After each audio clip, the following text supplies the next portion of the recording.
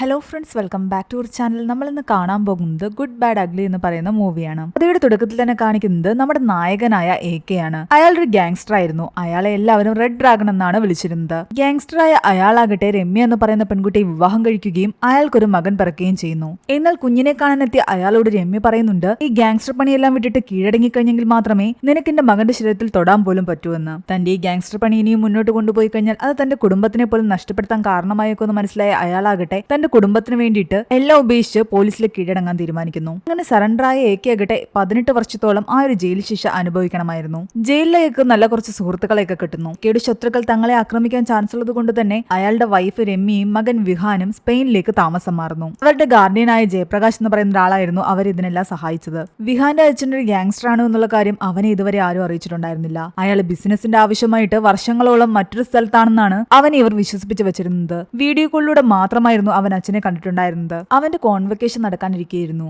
അന്ന് അവന്റെ അച്ഛൻ വരുമെന്ന് എല്ലാവരും അവനെ പറഞ്ഞ് വിശ്വസിപ്പിച്ചു. എന്നാൽ അവൻ എക്സാമിന് ഫെയിൽ ആകുമെന്ന് വിചാരിച്ചിട്ടാണ് അവരതെല്ലാം പറഞ്ഞത്. പക്ഷെ അവൻ പാസ്സായി. വിഹാൻ സ്നേഹിക്കുന്ന നിത്യ എന്ന് പറയുന്ന ഒരു പെൺകുട്ടി ഉണ്ടായിരുന്നു. അവന്റെ അച്ഛൻ വരാൻ പോകുന്നു എന്ന് അറിഞ്ഞിട്ട് നിത്യ പറയുന്നുണ്ട്, ഇത്രയും കാലമായിട്ട് വരാത്ത നിന്റെ അച്ഛൻ ഇനി വരുമെന്ന് എനിക്ക് തോന്നുന്നില്ല എന്ന്. മിക്കവാറും നിന്റെ വീട്ടുകാരും നിന്നെ പറ്റിക്കുന്നതായിരിക്കും. ഇതൊക്കെ കേട്ടിട്ട് വിഷമം വന്ന വിഹാനാകട്ടെ രമ്യയുടെ സഹോദരനും തന്റെ അങ്കിളുമായ ജേഗറിന്റെ അടുത്ത് പോയിട്ട് തന്റെ അച്ഛൻ വരുമോ എന്ന് ചോദിക്കുന്നു. ഇതൊന്നും എനിക്കറിയില്ല, ആള് ഭയങ്കര ബിസിയാണ്, ബിസിനസിന്റെ കാര്യങ്ങളെല്ലാം ആൾ ഒറ്റയ്ക്കല്ലേ നോക്കുന്നത്, അതുകൊണ്ടാണ് ഒരു തവണ പോലും നാട്ടിലേക്ക് വരാതിരുന്നതെന്നൊക്കെയാണ് ഇവനോട് പറഞ്ഞ് വിശ്വസിപ്പിക്കുന്നത്. അങ്ങനെ അവസാനം കോൺവെക്കേഷൻ ഡേ എത്തിയിട്ടും അച്ഛൻ വരില്ല എന്നുള്ള കാര്യം അറിഞ്ഞതോടുകൂടി വിഹാൻ ആകെ ദേഷ്യത്തിലായി. ഇങ്ങനൊരു അച്ഛൻ ഉണ്ടെന്ന് പറയുന്നതിനേക്കാൾ നല്ലത് അച്ഛനില്ല എന്ന് പറയുന്നതാണ്. അവൻ ഒരു തവണ കൂടി അച്ഛനോട് വരുമോ എന്ന് ചോദിക്കാൻ വേണ്ടിയിട്ട് വീഡിയോ കോൾ ചെയ്യുന്നുണ്ട്. വിഹാൻ ഇങ്ങനെ കോൾ ചെയ്യുമ്പോഴെല്ലാം തന്നെ AKയെ സഹായിച്ചുകൊണ്ടിരുന്നത് ജയിലിലുണ്ടായിരുന്ന ഒരു പോലീസുകാരനായിരുന്നു. അയാളൊരു പുറം രാജ്യത്താണെന്ന് കാണിക്കാൻ വേണ്ടിയിട്ടുള്ള സെറ്റപ്പ് എല്ലാം തന്നെ ആ പോലീസുകാരൻ ചെയ്തു കൊടുക്കും. എന്റെ കോൺവെക്കേഷനോ വന്നില്ല, എന്റെ 18ാമത്തെ ബർത്ത്ഡേ വരുന്നുണ്ട്, അതിനെങ്കിലും അച്ഛൻ വന്നില്ല എന്നുണ്ടെങ്കിൽ ഇനി ഒരിക്കലും എനിക്ക് അച്ഛനെ കാണണ്ടെന്നൊക്കെ പറഞ്ഞിട്ട് ഇവൻ ആകെ സങ്കടത്തോടെ സംസാരിക്കുന്നു. ഫോൺ വെച്ച് കഴിഞ്ഞ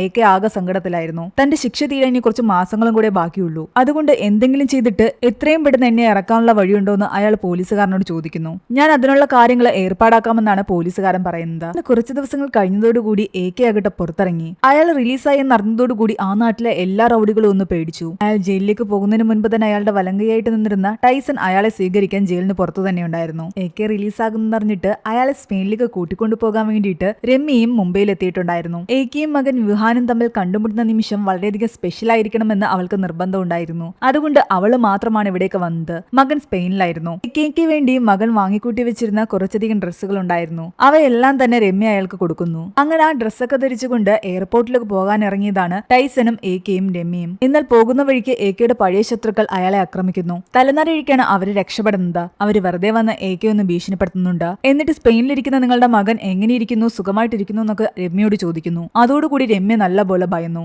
AKയോടുള്ള ദേഷ്യം തന്റെ മകനോട് ഈ ഗാങ്സ്റ്റേഴ്സ് ഒക്കെ തീർക്കുമോ എന്നതായിരുന്നു അവളുടെ പേടി. അത് കാരണം എയർപോർട്ടിൽ എത്തിക്കഴിഞ്ഞപ്പോൾ രമ്യയാകട്ടെ AKയോട് പറയുന്നുണ്ട്, നിങ്ങൾ ഇപ്പോൾ വരണ്ട എന്ന്. ഇവിടെയുള്ള എല്ലാ പ്രശ്നങ്ങളും തീർത്തിട്ട് ആ ഗാങ്സ്റ്റേഴ്സ് ഒന്നും തന്നെ തന്റെ മകനെ ഒരു പോറല് പോലെ ഏൽപ്പിക്കില്ല എന്ന് ഉറപ്പുവരുത്തിയിട്ട് മാത്രം സ്പെയിനിലേക്ക് വന്നാൽ മതി. രമ്യ പറഞ്ഞ ആ കാര്യത്തോട് AKയും യോജിക്കുന്നു. തന്റെ ശത്രുക്കളെ കാണാൻ വേണ്ടിയിട്ട് AK വീണ്ടും പുറപ്പെട്ടു. മസ്താംബായി എന്ന് പറയുന്ന ഒരാളുടെ ആൾക്കാരായിരുന്നു AKയെ ആക്രമിക്കാൻ വന്നത്. 18 വർഷം മുമ്പ് AK വിട്ടിട്ട് പോയ അയാളുടെ ഗാങ്സ്റ്റർ പദവി തിരിച്ചു പിടിക്കാൻ വേണ്ടിയിട്ടാണോ AK വരുന്നതെന്ന് ഈ ഗാങ്സ്റ്റേഴ്സ് എല്ലാം തന്നെ പേടിച്ചിരുന്നു. മാത്രമല്ല AK പോലൊരു വലിയ ഗാങ്സ്റ്ററിനെ തകർക്കുകയാണെങ്കിൽ അത് ഇവരുടെ ഗ്രൂപ്പിന് വലിയൊരു പേര് നൽകുമെന്നും ഇവർ വിശ്വസിച്ചു. എന്നാൽ തനിക്ക് തന്റെ പദവിയും വേണ്ട, ഈ ഗാങ്സ്റ്റർ ജോലി ഒന്നും വേണ്ടെന്ന് AK പറയുന്നു. എന്റെ ശക്തി എന്ന് പറയുന്നത് എന്റെ ഫാമിലിയാണ്, അതുകൊണ്ട് ഞാൻ ഫാമിലിയുടെ കൂടെ സ്വസ്ഥമായിട്ട് ജീവിക്കാൻ ആഗ്രഹിക്കുന്നു. പഴയ കണക്കുകൾ പറഞ്ഞിട്ട് റിവഞ്ച് എടുക്കാൻ നിൽക്കേണ്ട കാര്യമില്ലാന്ന് AK പറയുന്നു. AK പ്രശ്നത്തിന് വരില്ല എന്ന് മനസ്സിലായതോടുകൂടി മസ്താംബായി പറയുന്നുണ്ട്, ഞാൻ AKയുമായിട്ടൊരു പ്രശ്നത്തിനുമില്ലാന്ന്. എന്നാൽ ചെറിയ ചെറിയ കുറച്ച് റൗഡീസ് ആകട്ടെ AKയുമായിട്ട് പ്രശ്നത്തിന് നിൽക്കുകയാണ്. അവരെ എല്ലാം തന്നെ AK കൊന്നൊടുക്കുന്നു. അതിനിടയ്ക്ക് അയാൾക്ക് ജേഗറിന്റെ കോള് വരുന്നുണ്ട്, വിഹാൻ ജയിലിൽ അകപ്പെട്ടു എന്ന് പറഞ്ഞിട്ട്. അത് കേട്ട് ഞെട്ടി AK ആകട്ടെ സ്പെയിനിലേക്ക് ഫ്ലൈറ്റ് കയറി. അവിടെ എത്തുമ്പോഴാണ് അയാൾ അറിയുന്നത് വിഹാനെ ഡ്രഗ്സ് കേസിലാണ് പിടിച്ചിരിക്കുന്നതെന്ന്. അവന്റെ ശരീരത്തിൽ നിന്നും അവന്റെ കാറിൽ നിന്നും ഡ്രഗ്സ് കിട്ടി. അവനെ ജുവനൈൽ ഹോമിലേക്ക് അയച്ചിരിക്കുകയാണ്. എന്നാൽ തന്റെ മകനെ താൻ അങ്ങനെയല്ല വളർത്തിയതെന്നും അവനൊരിക്കലും ഒരു തെറ്റും ചെയ്യില്ല എന്നും രമ്യ പറയുന്നു. ഇത് AKയോട് ശത്രുതയുള്ള ഏതെങ്കിലും ഗാങ്സ്റ്റേഴ്സിന്റെ പണിയാകാം. ഇവഞ്ചെടുക്കാൻ വേണ്ടിയിട്ട് വിഹാനെ അവർ കരുവാക്കിയതാണ്. അത് കാരണം രമ്യ ആകട്ടെ AKയോട് പോലും വലിയ ദേഷ്യത്തിലായിരുന്നു. തന്റെ മകനെ കുടിക്കിയത് ആരാണെന്നറിയാൻ വേണ്ടിയിട്ട് AK ഇറങ്ങി പുറപ്പെട്ടു. ആ സമയത്താണ് ജോണി എന്ന് പറയുന്ന ഒരു വില്ലനെ നമ്മളെ കാണിക്കുന്നത്. ഡാർക്ക് വോൾസ് എന്ന് പറയുന്ന ഒരു ഗ്യാങ്ങിൽപ്പെട്ട ആളായിരുന്നു ഈ ജോണി. AK ആകട്ടെ തന്റെ മകൻ വിഹാനെ കണ്ടിട്ട് ശരിക്കും എന്താണ് സംഭവിച്ചതെന്ന് ചോദിക്കുന്നുണ്ട്. വിഹാൻ നടന്ന കാര്യങ്ങളെല്ലാം പറയുന്നു. അവനും അവന്റെ ഗേൾ ഫ്രണ്ട് നിത്യയും ചേർന്നിട്ട് ഒരു ലോങ് ഡ്രൈവിന് പോയതായിരുന്നു. ആ സമയത്ത് കുറച്ച് ആൾക്കാർ അവരെ വളയുകയും ആക്രമിക്കുകയും ചെയ്തു. നിത്യ ബലമായിട്ട് കാറിൽ നിന്ന് പിടിച്ചിറക്കി അവന്റെ കൺമുന്നിൽ വെച്ച് തന്നെ അവരവളെ ഷൂട്ട് ചെയ്തു കൊന്നു. അവന്റെ തലയ്ക്കടിക്കുകയും ചെയ്തു. ബോധം വന്നു കഴിയുമ്പോൾ അവന്റെ കാറിൽ നിന്ന് ഡ്രഗ്സ് പിടിച്ചു എന്നും അവൻ ഡ്രഗ്സ് ഉപയോഗിച്ചു എന്നൊക്കെ പറഞ്ഞിട്ട് അവൻ പോലീസ് സ്റ്റേഷനിലായിരുന്നു. ആക്രമിക്കാൻ വന്ന ആൾക്കാരെ നീ മുമ്പ് കണ്ടിട്ടുണ്ടോ എന്ന് ചോദിക്കുമ്പോൾ ഒരു കഫേ വെച്ചിട്ടും അവർ ഞങ്ങളെ ശല്യം ചെയ്തിട്ടുണ്ടെന്നും ആ സമയത്ത് ആ കഫേയുടെ ഓണറാണ് ഞങ്ങളെ രക്ഷിച്ചതെന്നും അവൻ പറയുന്നു. നീ ഒന്നുകൊണ്ടും പേടിക്കണ്ട, നിന്നെ ഞാൻ ജയിലിൽ നിന്ന് പുറത്തിറക്കുമെന്ന് AK അവന് വാക്കുകൊടുക്കുകയാണ്. ആ സമയത്ത് അവൻ AKയോട് പറയുന്നുണ്ട്, അച്ഛനൊരു ഗ്യാങ്സ്റ്റർ ആണെന്ന് എനിക്കറിയാം. 18 വർഷമായിട്ട് അച്ഛൻ ജയിലിലായിരുന്നുള്ള സത്യം എനിക്കറിയാം. ബാക്കി എല്ലാവരും എന്നിൽ നിന്ന് മറച്ചു വെക്കാൻ ശ്രമിച്ചതാണ്. എന്നാൽ താൻ ഒരു ഗ്യാങ്സ്റ്റർ ആയിട്ടല്ല, നിന്റെ അച്ഛനായിട്ടാണ് നിനക്ക് വാക്കു തരുന്നതെന്നും 18ാമത്തെ ബർത്ത്ഡേക്ക് നമ്മൾ ഒരുമിച്ച് തന്നെ ഉണ്ടാകുമെന്നും അവനോട് പറയുന്നു. AK നേരെ പോയി വിഹാൻ പറഞ്ഞ ആ ഒരു കഫേയിലേക്ക് ചെല്ലുന്നു. അവിടെയുള്ള ആളുമായിട്ട് സംസാരിക്കുമ്പോൾ ആ ഫുട്ടേജ് എല്ലാം തന്നെ ഡിലീറ്റ് ആക്കിയിരിക്കുകയാണ്. ഡാർക്ക് വോൾസിലെ ഒരാൾ വന്നിട്ടാണ് ഇതെല്ലാം ഡിലീറ്റ് ആക്കാൻ പറഞ്ഞത്. മാത്യു എന്നായിരുന്നു അയാളുടെ പേര്. അങ്ങനെ മാത്യുവിനെ തേടി അവർ പോകുന്നു. മാത്യുവിനെ കൈയോടെ പിടിച്ച് അവനെ ക്വസ്റ്റ്യൻ ചെയ്യുന്നതിലൂടെ മനസ്സിലാകുന്നുണ്ട് ഡാർക്ക് വോൾസ് ഗ്യാങ്ങിന്റെ തലവൻ ജോണിയാണെന്ന്. സ്പെയിനിലെ തന്നെ വലിയൊരു മണി ലോണ്ടറിംഗ് ഗ്യാങ് ആയിരുന്നു അവരുടേത്. സ്പെയിൻ പോലീസ് ഇവരെ പിടിക്കാൻ വേണ്ടിയിട്ട് പല ശ്രമങ്ങൾ നടത്തിയിട്ട് പാഴായി പോയതാണ്. മാത്രമല്ല ഈ ജോണിക്ക് ബേബൽ എന്ന് പറയുന്ന ഒരു വലിയ ഗ്യാങ്സ്റ്ററുമായിട്ട് ബന്ധമുണ്ട്. യൂറോപ്പിലിരിക്കുന്ന പല ഗ്യാങ്സ്റ്റേഴ്സിന്റെയും ഇല്ലീഗൽ പണമെല്ലാം തന്നെ ഇവരൊരു ബാങ്കിലാണ് സൂക്ഷിച്ചിരിക്കുന്നത്. ഇവർക്കൊരു ക്യാസിനോവയും അവരുടേതായ ഒരു സ്വന്തം ബാങ്കും ഉണ്ടായിരുന്നു. സീക്രട്ട് ലൊക്കേഷനിലുള്ള അതിലൊരു മുഖ്യമായ ബാങ്കിനെ മെയിൻറ്റെയിൻ ചെയ്യുന്നത് ബ്രോഡാഡി എന്ന് പറയുന്ന ഇയാളും ജോണിയും ചേർന്നിട്ടാണ്. അതൊരു ബാങ്കാണെന്ന് പുറത്തുള്ള ആൾക്കാർ അറിയാതിരിക്കാൻ വേണ്ടിയിട്ട് ഒരു ക്യാസിനോ പോലെയാണ് അത് റൺ ചെയ്തുകൊണ്ടിരുന്നത്. ജോണിയുടെ സഹായത്തിന് സക്കാബ എന്ന് പറയുന്ന ഒരാളും അവന്റെ കൂടെ എപ്പോഴും ഉണ്ടാകും. അങ്ങനെ AK ആകട്ടെ ഇപ്പൊ പിടിച്ച് മാത്യു ഇല്ലേ, അവന്റെ വേഷവിധാനങ്ങളൊക്കെ ഇട്ടുകൊണ്ട് നേരെ സക്കാബയുടെ സ്ഥലത്തേക്ക് അതിക്രമിച്ച് കയറുന്നു. AKയ്ക്കും അവർക്കിടയിൽ ഇതുവരെ ഒരു പ്രശ്നങ്ങളും ഉണ്ടായിട്ടില്ല. പിന്നെ എന്തിനാണ് തന്റെ മകനെ ഇങ്ങനൊരു കേസിൽ കുടിക്കുന്നതെന്ന് ചോദിക്കുന്നു. AK വന്ന് സംസാരിക്കുന്ന കാര്യങ്ങളെല്ലാം തന്നെ സക്കാബയാകട്ടെ അപ്പൊ തന്നെ ജോണിയെ അറിയിക്കുന്നു. എന്നാൽ ജോണി സക്കാബയെ വഴക്ക് പറയുകയാണ്.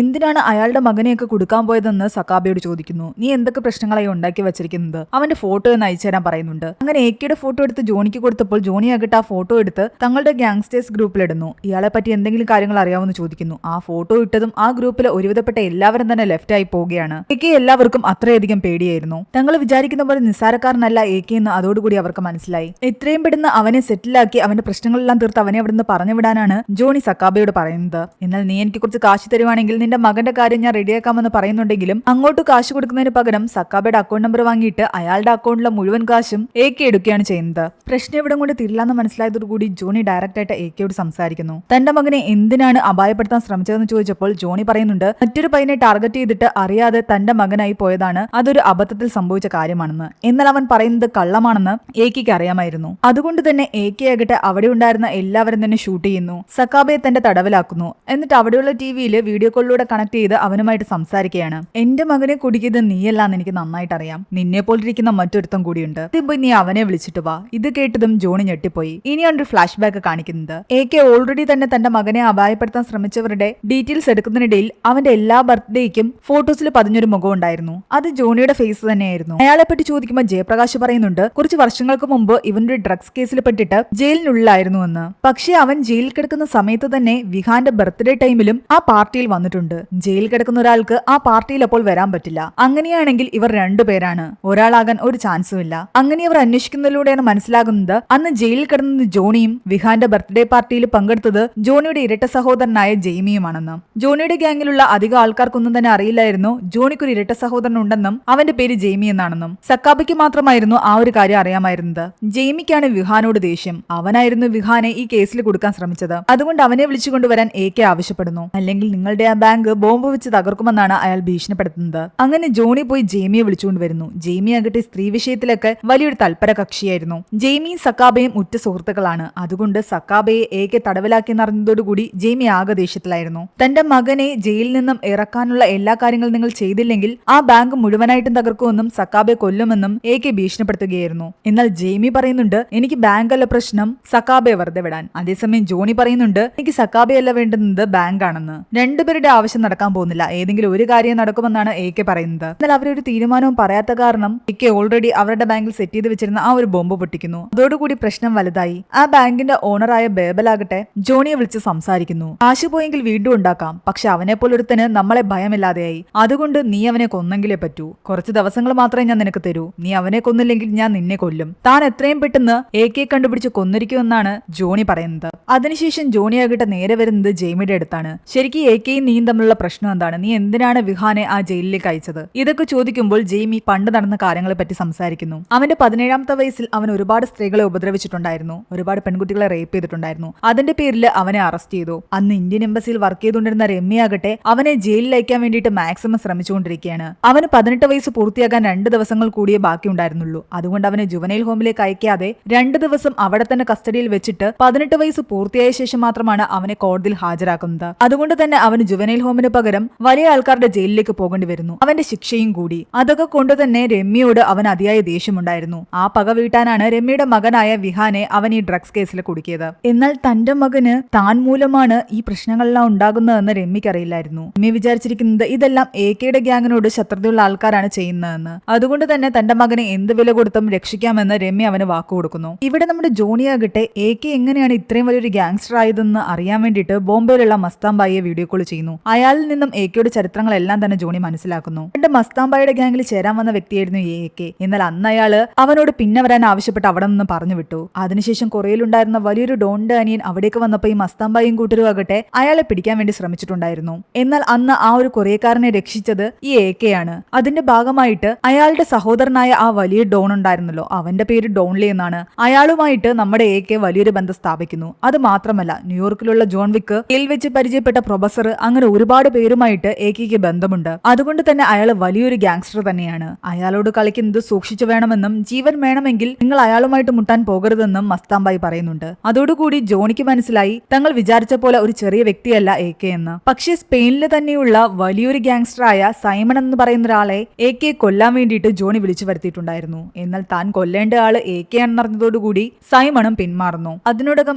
എകെ ആകട്ടെ ആ സക്കാബി ഉൾപ്പെടെ ഒരുപാട് റൗഡുകളെ കൊന്നൊടുക്കിയിട്ടുണ്ടായിരുന്നു. ഇവിടെ രമ്യയാകട്ടെ വിവാനെ രക്ഷിക്കാൻ വേണ്ടിയിട്ട് ഒരുപാട് വക്കീലുമാരെ കാണുന്നുണ്ട്. ആ സമയത്താണ് അവൾ ഞെട്ടിക്കുന്ന ഒരു ന്യൂസ് വരുന്നത്. നിത്യയുടെ ബോഡി കണ്ടെത്തിയെന്ന് പറഞ്ഞിട്ട്. ഒരു ഡ്രഗ്സ് കേസിൽ വിഹാനെ പിടിച്ച സമയത്ത് നിത്യ മരിച്ച വിവരമൊന്നും തന്നെ അവൻ കോടതിയിൽ പറഞ്ഞിട്ടുണ്ടായിരുന്നില്ല. അങ്ങനെയാണെങ്കിൽ ആ ഒരു മർഡർ കേസ് കൂടി അവന്റെ തലയിൽ കെട്ടിവെക്കുമെന്ന് അവനെ ഭീഷണിപ്പെടുത്തിയിട്ടുണ്ടായിരുന്നു. പക്ഷെ ഇപ്പോഴാകട്ടെ അവനെ പുറത്തിറക്കാതിരിക്കാൻ വേണ്ടിയിട്ട് അവര് നിത്യയുടെ ബോഡി പോലീസുകാർ കാണുന്ന രീതിയിൽ ഡംപ് ചെയ്യുകയും ആ ബോഡി കണ്ടെടുക്കുകയും നിത്യയുടെ വീട്ടുകാര് പോലീസുകാരോട് പറയുകയും ചെയ്യുന്നുണ്ട് നിത്യ ലാസ്റ്റ് വിഹാന്റെ കൂടെ ആയിരുന്നു എന്നും. അതോടുകൂടി ആ മർഡർ കേസും വിഹാന്റെ തലയിലാകുന്നു. അവനെ ജുവനൈൽ ജയിലിൽ നിന്നും മെയിൻ ജയിലിലേക്ക് മാറ്റാൻ പോവുകയായിരുന്നു. അവിടെ ചെന്നു കഴിഞ്ഞാൽ അവന്റെ ജീവൻ അപകടത്തിലാകുമെന്ന് എകെയും മനസ്സിലാക്കി. അതിനിടയ്ക്ക് ജെയ്മി ആകട്ടെ എകെ വിളിച്ചു പറയുന്നുണ്ട്, നിന്റെ മകനെ ജയിൽ മാറ്റുന്ന വഴിക്ക് ഞാൻ അവനെ അവിടെ വെച്ച് കൊല്ലുമെന്ന്. അതുപോലെ തന്നെ നിന്റെ ഭാര്യ ഓഫീസിലേക്ക് പോകുന്ന വഴിക്ക് അവളെയും കിഡ്നാപ്പ് ചെയ്യും. ആരെങ്കിലും രക്ഷിക്കാൻ പറ്റുമെന്ന് നീ നോക്കിക്കൊള്ളാൻ. എന്നാൽ രമ്യയെ കിഡ്നാപ്പ് ചെയ്യാൻ വേണ്ടിയിട്ട് ജെയ്മിയുടെ ആൾക്കാരെ ഏൽപ്പിച്ചതാകട്ടെ പ്രിയ എന്ന് പറയുന്ന ഒരു സ്ത്രീയായിരുന്നു. ഈ പ്രിയ ആകട്ടെ നമ്മുടെ എകെയുടെ എക്സ് ഗേൾഫ്രണ്ട് ആണ്. അതുകൊണ്ട് തന്നെ പ്രിയ രമ്യ ഒന്നും തന്നെ ചെയ്യുന്നില്ല.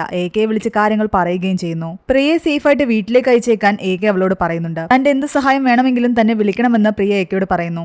ജയിൽ മാറ്റുന്നതിനിടയിൽ തന്റെ മകനെ കൊല്ലാൻ വേണ്ടിയിട്ട് ജെയ്മി പ്ലാൻ ഇട്ടിട്ടുണ്ടായിരുന്നല്ലോ. ആ ഒരു പ്ലാൻ പൊളിക്കാൻ വേണ്ടിയിട്ടും അവനെ രക്ഷിക്കാൻ വേണ്ടിയിട്ടും എകെ പോകുന്നുണ്ട്. ആ പ്ലാനിൽ എകെ സക്സസ് ആവുകയും ജെയ്മിയുടെയും ഗ്യാങ്ങിന്റെ അടുത്ത് നിന്ന് തന്റെ മകനെ സേഫ് ആയിട്ട് കൂട്ടിക്കൊണ്ടുവന്ന് മെയിൻ ജയിലിന്റെ അടുത്തേക്ക് എത്തിക്കുകയും ചെയ്യുന്നു. എന്നാൽ ജയിലിനുള്ളിൽ അവനൊട്ട് സേഫ് ആയിരിക്കില്ല എന്ന് ജേഗർ പറയുന്നുണ്ട്. നീ ചിന്തിക്കുന്നതിന് മുമ്പേ അത് ഞാൻ ചിന്തിച്ചിട്ടുണ്ടെന്നും അതിനു വേണ്ടിയിട്ട് എന്റെ ആൾക്കാരെ അവിടെ സെറ്റാക്കിയിട്ടുണ്ടെന്നുമാണ് എകെ പറയുന്നത്. എകെ മുംബൈ ജയിലിലുണ്ടായിരുന്ന സമയത്തുണ്ടായിരുന്ന അയാളുടെ കൂട്ടുകാരെ അയാൾ തന്റെ ഈ ഒരു മിഷന് വേണ്ടിയിട്ട് ഉപയോഗിച്ചിട്ടുണ്ടായിരുന്നു. അവർ നമ്മുടെ വിഹാനെ ഹെൽപ്പ് ചെയ്യാൻ വേണ്ടിയിട്ട് ഈ ഒരു ജയിലിലേക്ക് എത്തിയിട്ടുണ്ട്. അതിനോടകം പ്രിയയും മറ്റുള്ളവരും എല്ലാം തന്നെ എകെക്ക് വിവരം കൊടുക്കുന്നുണ്ട്. മരിച്ചുപോയി നിത്യയുടെ ബോഡി എന്ന് പറഞ്ഞിട്ട് പോലീസുകാർക്ക് കാട്ടിക്കൊടുത്തത് യഥാർത്ഥത്തിൽ മറ്റേതോ ഒരു പെൺകുട്ടിയുടെ ബോഡി ആയിരുന്നു എന്ന്. മാത്രമല്ല വിഹാന്റെ അവസാനത്തെ ഹിയറിംഗ് നടക്കാൻ പോവുകയാണ്. അതുകൊണ്ട് അവനെ രക്ഷിക്കണമെങ്കിൽ ജെയ്മിയും ജോണിയും കോടതിയിൽ ഹാജരാക്കിയെങ്കിലേ പറ്റൂ. എന്നാൽ ആ ഹിയറിംഗ് കഴിയുന്നിടം വരെ ഒരു ഷിപ്പിനുള്ളിൽ ഒളിച്ചിരിക്കാനായിരുന്നു ജെയ്മിയുടെയും ജോണിയുടെയും തീരുമാനം. അവർ ഒളിച്ചിരിക്കുന്ന സ്ഥലം പ്രിയ വഴി രഹസ്യമായിട്ട് എകെ അറിയുന്നു. എന്നാൽ എകെ ആകട്ടെ അവിടെ എത്തിച്ചേരുമ്പോൾ കാണുന്നത് നിത്യയും ജെയ്മിയും ചേർന്നിട്ട് ഡാൻസ് കളിക്കുന്നതാണ്. അതായത് മരിച്ചു എന്ന് പറഞ്ഞ നിത്യ ആകട്ടെ യഥാർത്ഥത്തിൽ മരിച്ചിട്ടുണ്ടായിരുന്നില്ല.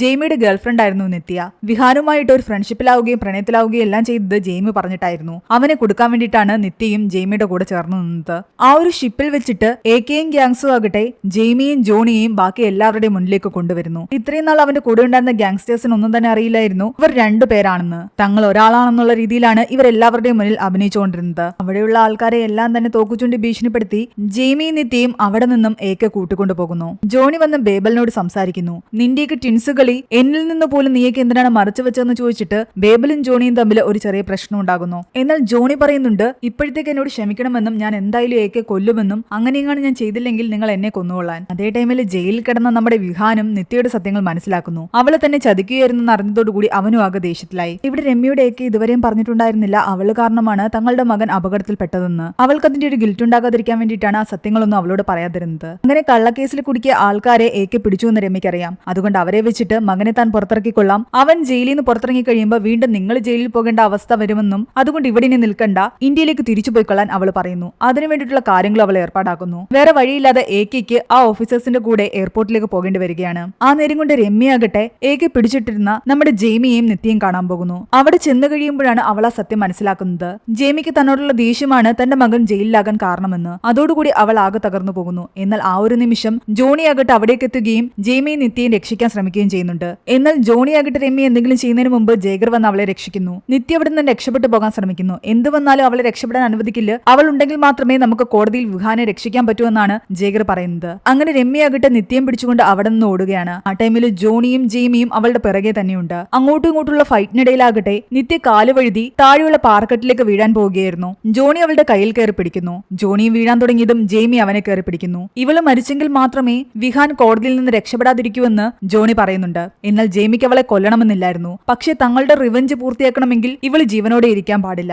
ഇവളുടെ മർഡർ കേസ് കൂടി തലയിൽ കെട്ടിവെച്ചിട്ട് വേണം വിഹാനെ ജയിലിലടയ്ക്കാൻ. അതുകൊണ്ട് അവരാകട്ടെ നിത്യയെ കൊല്ലുന്നു. ഒരു ഫൈറ്റിനിടയിൽ രമ്യക്കും ജേഗറിന് നല്ല പോലെ പരിക്കേറ്റിട്ടുണ്ടായിരുന്നു. എന്നാൽ താനിവിടെ ഇല്ലെങ്കിൽ പ്രശ്നങ്ങൾ ഉണ്ടാകുമെന്ന് മനസ്സിലാക്കിയ AK ആകട്ടെ ഇന്ത്യയിലേക്ക് പോകാതെ അവിടെ നിന്നും രക്ഷപ്പെട്ട് ഇവരുടെ അടുത്തേക്ക് തന്നെ തിരിച്ചു വന്നിട്ടുണ്ട്. താൻ കാരണമാണ് ഈ പ്രശ്നങ്ങളെല്ലാം ഉണ്ടായതെന്ന് അവളാകട്ടെ AKയോട് പറയുന്നു. അത് തനിക്ക് നേരത്തെ തന്നെ അറിയാമെന്നാണ് AK പറയുന്നത്. നിങ്ങളോട് ഞാൻ നിർത്താൻ പറഞ്ഞ ആ ഗാങ്സ്റ്റർ ജോലി നിങ്ങൾ വീണ്ടും ഏറ്റെടുക്കണമെന്നും നമ്മളുടെ മകനോട് ഇങ്ങനെ ചെയ്തവരോട് എല്ലാം തന്നെ പകരം വീട്ടണമെന്നും ഇത്തവണ രമ്യയാകട്ടെ AKയോട് പറയുകയാണ്. അങ്ങനെ നമ്മുടെ AK ആകട്ടെ ജോണിയും ജീമിയും കണ്ടുപിടിച്ച് അവരെ രണ്ടുപേരെ ഇടിച്ച് പരുവാക്കി വണ്ടിയിലാക്കി കൊണ്ടുപോകുകയായിരുന്നു കോടതിയിലേക്ക്. എന്നാൽ ആ സമയം ബേബലിന്റെ ആൾക്കാരാകട്ടെ അവരെ ആക്രമിക്കാൻ വന്നിട്ടുണ്ടായിരുന്നു. ഇവരെയൊക്കെ കൊന്നില്ലെങ്കിൽ അതിനു മുൻപ് തന്നെ ഇവരെ കൊല്ലുമെന്ന് ബേബൽ പറഞ്ഞിട്ടുണ്ടായിരുന്നല്ലോ. ഇതിപ്പോ 3 പേരെ ഒരുമിച്ച് കിട്ടി. 3 പേരെയും കൊല്ലാനായിരുന്നു ബേബലിന്റെ ആൾക്കാരുടെ തീരുമാനം. എന്നാൽ അതിൽ നിന്നെല്ലാം തന്നെ AK രക്ഷപ്പെട്ട് നേരെ കോടതിയിലെത്തുന്നു. അതിനിടയിൽ വിഹാനെ ജയിലിൽ വെച്ച് കൊല്ലാനുള്ള ശ്രമവും നടക്കുന്നുണ്ടായിരുന്നു. ജയിലിലുള്ള AKയുടെ ആൾക്കാര് വിഹാനെ അവിടെ വെച്ച് രക്ഷിക്കുന്നു. അങ്ങനെ കോടതിയിൽ ഇവരെ എത്തിച്ചതോടുകൂടി വിഹാന്റെ സത്യം മനസ്സിലാവുകയും അവനെ വെറുതെ വിടുകയും ചെയ്യുകയാണ് കോടതി. അവൻ ആഗ്രഹിച്ച പോലെ തന്നെ അവന്റെ 18ാമത്തെ ബർത്ത്ഡേ അവന്റെ അച്ഛന്റെ കൂടെ തന്നെ അവൻ ആഘോഷിക്കുകയാണ്. എന്നാൽ കുറ്റം തെളിഞ്ഞതോടുകൂടി ജയിലിലേക്ക് കൊണ്ടുപോകുകയായിരുന്ന നമ്മുടെ ജെയ്മിയും ജോണിയും തങ്ങൾക്ക് രക്ഷപ്പെടാനുള്ള ഒരു പദ്ധതി തയ്യാറാക്കിയിട്ടുണ്ടായിരുന്നു. ഒരു ആക്സിഡന്റ് ഉണ്ടാക്കി അവിടെ നിന്ന് രക്ഷപ്പെടാൻ ശ്രമിക്കുന്നതിനിടയിൽ AK അവിടേക്ക് വരികയും അവരെ കൊന്നുകളയുകയും ചെയ്യുകയാണ്. ഇവിടെയാണ് ഈ ഒരു മൂവി അവസാനിക്കുന്നത്. ഈ ഒരു മൂവിയുടെ സ്റ്റോറി എങ്ങനെ ഉണ്ടായിരുന്നു നിങ്ങൾ താഴെ കമന്റ് ചെയ്യുക. എക്സ്പ്ലനേഷൻ ഇഷ്ടപ്പെട്ടെങ്കിൽ വീഡിയോ ലൈക്ക് ചെയ്യാനും നമ്മുടെ ചാനൽ സബ്സ്ക്രൈബ് ചെയ്യാനും മറക്കണ്ട.